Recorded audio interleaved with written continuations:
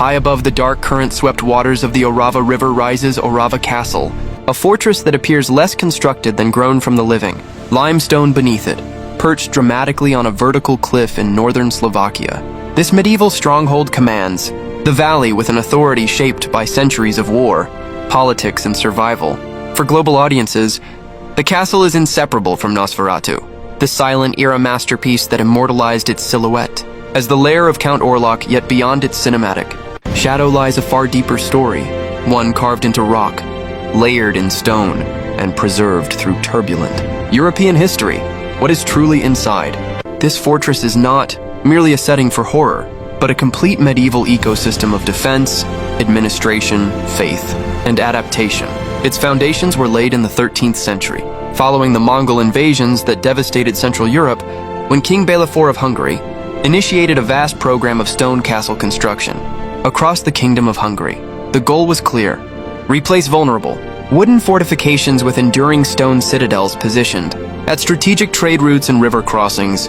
Orava Castle became one such sentinel, designed not simply to dominate the landscape, but to survive it.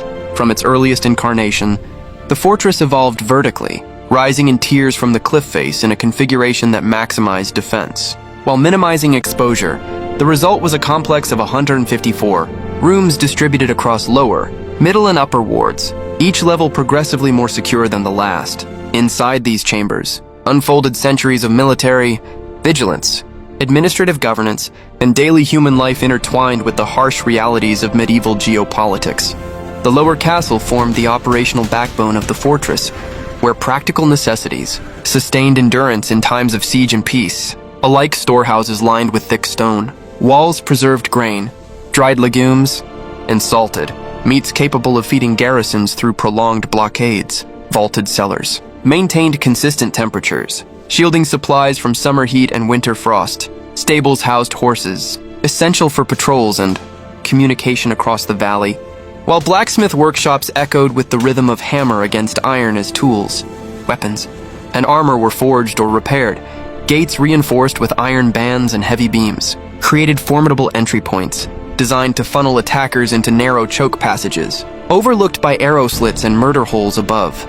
These architectural features were not aesthetic flourishes, but calculated responses to real threats that had once swept across the region with devastating speed. As invaders attempted ascent along the steep approach roads, defenders positioned in elevated galleries could unleash projectiles from protected vantage points.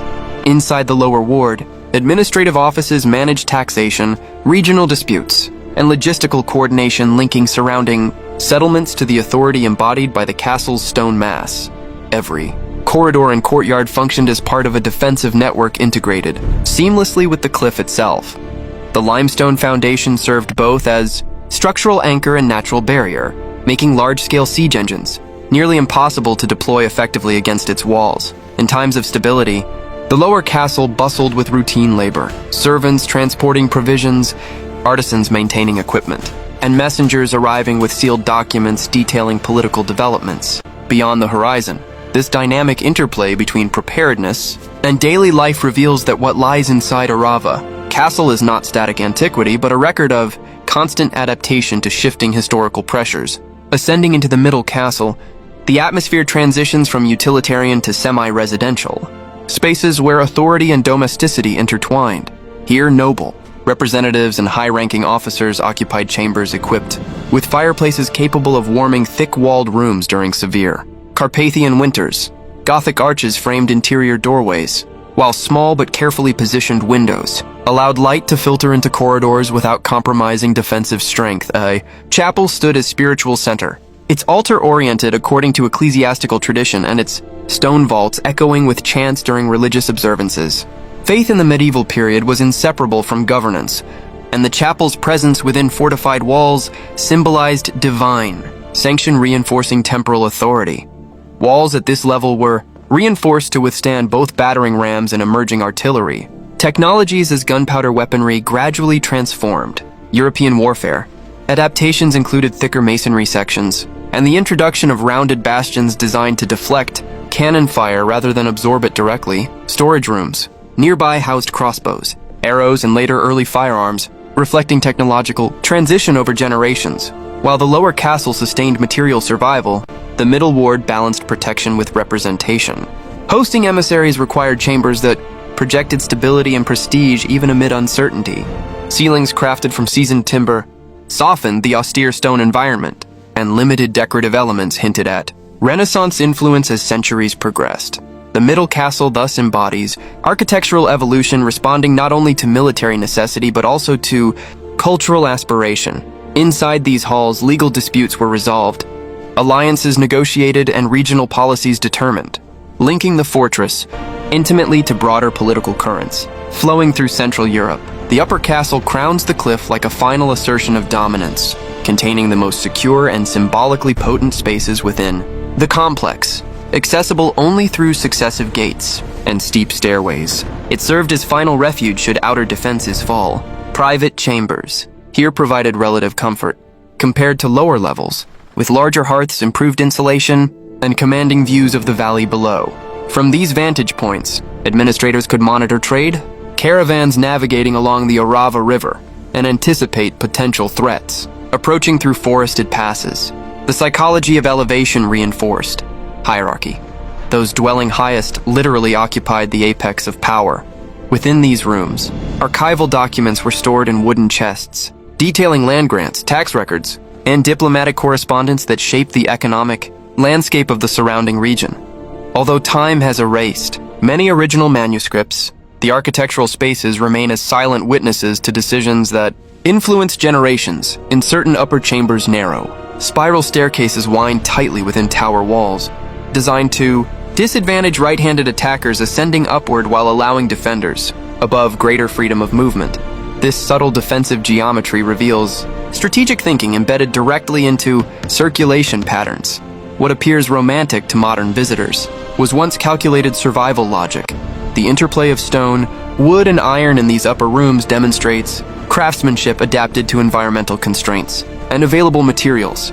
Together, the three vertical wards, lower, middle, and upper, form a cohesive organism rather than isolated segments, each level supporting and reinforcing the others in a system engineered for resilience. Beneath these visible structures lies another dimension that deepens the castle's mystique: its underground passages and rock-carved tunnels. These corridors were not theatrical inventions, but pragmatic solutions to siege conditions and structural necessity. Wells dug deep into limestone ensured reliable water supply, even when external access was cut off. Some tunnels connected storage areas discreetly, allowing movement of provisions without exposing personnel to arrow fire from outside walls. Engineers exploited natural fissures in the rock, expanding them into stable passageways that simultaneously strengthened foundations and facilitated interior communication. Airflow within these subterranean spaces remains cool and steady due to thermal properties of limestone, making them ideal for preserving perishable goods.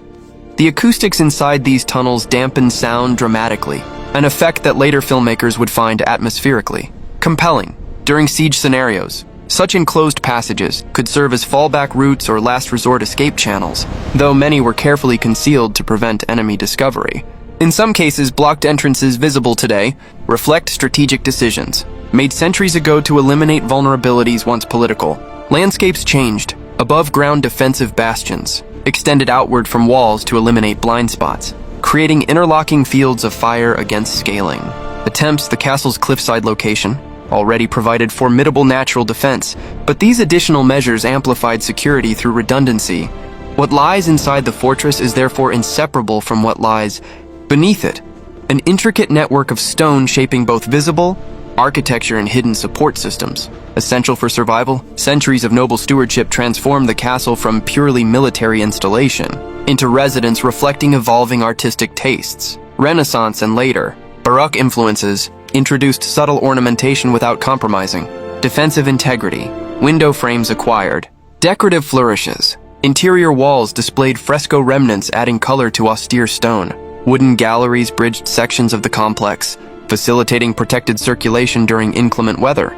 These modifications signal shifting priorities as regional stability fluctuated and warfare methods evolved. With the spread of artillery technology, walls were further reinforced and certain towers reconfigured to accommodate cannon placements. The castle thus became a chronicle of architectural response to technological change.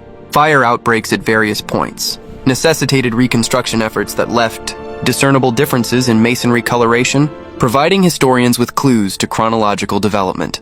Restoration campaigns in the 19th century, driven by romantic fascination with medieval heritage, prevented large-scale decay and preserved structural authenticity. This continuity allowed the fortress to survive into the 20th century largely intact, ready to assume an unexpected new role within emerging cinematic art. When production teams arrived in 1922 to film Nosferatu, they encountered not a fabricated set but a living relic whose atmosphere required little embellishment. Director F.W. Murnau recognized that Orava Castle's asymmetrical towers and stark vertical lines embodied precisely the unsettling aesthetic he sought. The upper courtyard and staircases became integral visual elements shaping audience perception of Count Orlok's domain. Light filtering through narrow windows cast elongated shadows along rough walls, creating images that would define horror cinema for decades. Filming within authentic medieval architecture imposed logistical challenges. Equipment transported up steep paths, limited interior space restricting camera angles. Yet these constraints enhanced realism. The stone textures captured on film carried centuries of weathering impossible to replicate artificially. The castle's vertical layering translated seamlessly into narrative progression, as characters moved upward toward confrontation in spaces historically designed for defense rather than drama, though cinematic. Geography rearranged certain interior connections for storytelling purposes. The essential architectural character remained genuine. The result was a fusion of historical structure and expressionist technique that elevated the fortress from regional monument to global icon. What lies inside the castle, therefore, includes not only medieval artifacts but also intangible cinematic memory embedded in cultural consciousness. Beyond film legacy, the interior spaces reveal insights into daily life often overshadowed by dramatic associations, kitchens with expansive, hearth-supported communal meals, while adjacent pantries organized supplies according to season and preservation method. Servants' quarters, though modest, illustrate social hierarchies structured spatially within the fortress. Medical practices of the era relied on herbal remedies, stored in small apothecary niches, reflecting limited but earnest attempts at healthcare. Within isolation, children of noble households likely received instruction within private chambers, learning literacy and arithmetic skills necessary for governance responsibilities. Music and storytelling provided entertainment during long winters when snow isolated the castle from surrounding villages. These human dimensions transform the fortress from abstract monument into lived environment shaped by ordinary routines punctuated by extraordinary crises. During times of threat, however, life shifted dramatically. Gates sealed, watch rotations intensified, and rationing protocols regulated consumption to extend endurance. Lookouts stationed in towers scanned horizons for approaching forces, communicating signals through visual markers or dispatched riders. The castle's compartmentalized design allowed defenders to retreat sequentially inward, abandoning outer wards while preserving inner sanctums. This defensive psychology resonates with narrative structures later employed in horror storytelling, where characters penetrate successive barriers toward climactic revelation. Yet historically, the threats confronted here were tangible armies, political rebellions, or environmental hardship rather than supernatural entities. Modern preservation efforts have transformed Orava Castle into a museum complex balancing public access with conservation responsibility. Climate monitoring systems protect wooden beams and remaining fresco fragments from moisture damage. Subtle structural reinforcements stabilize aging masonry without compromising historical authenticity. Exhibitions contextualize weaponry, documents, and furnishings within broader European developments, connecting local history to continental shifts in trade, warfare, and governance. Guided tours trace both medieval architecture and filming locations from Nosferatu, demonstrating how one structure can embody multiple narratives simultaneously. Scholars study construction techniques evident in stone, bonding patterns, and mortar composition, gaining insight into medieval engineering practices that continue to influence restoration science. The castle thus functions as an educational platform where visitors encounter tangible intersections of geology, architecture, politics, and art. Each room contributes to a mosaic of experience spanning centuries, illustrating how built environments accumulate meaning through successive reinterpretations. Ultimately, what is truly inside Nosferatu's castle transcends Gothic fantasy. Within its walls reside centuries of adaptive engineering responding to invasion and innovation. Within its 154 rooms linger echoes of administrators, drafting decrees, soldiers maintaining vigilance, and families navigating daily routines under stone protection.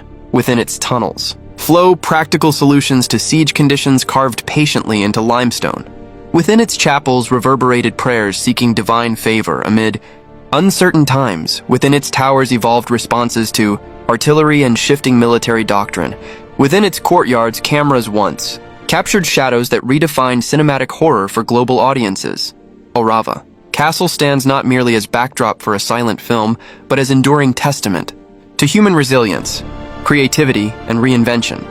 Rising above the Orava River, it continues to merge landscape and architecture into a singular expression of survival across eras. What lies inside is history layered upon history, material, functional, and symbolic, each generation adding interpretation without erasing the foundations beneath. The fortress remains anchored in medieval urgency while simultaneously inhabiting modern imagination, a structure where stone preserves memory and memory reshapes stone through storytelling and scholarship alike.